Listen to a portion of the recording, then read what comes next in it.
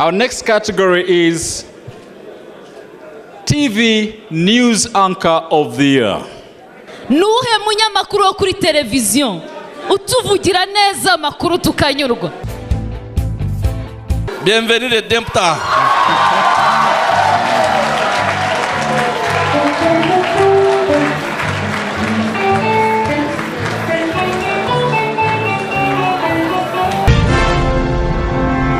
This is the most popular radio station.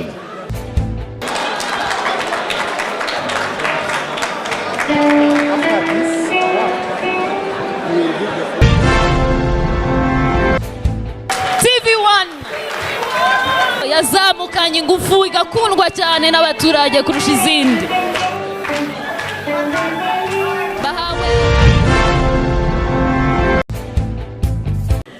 Radio Izuba niyo radio y'abaturage yakunzwe cyane.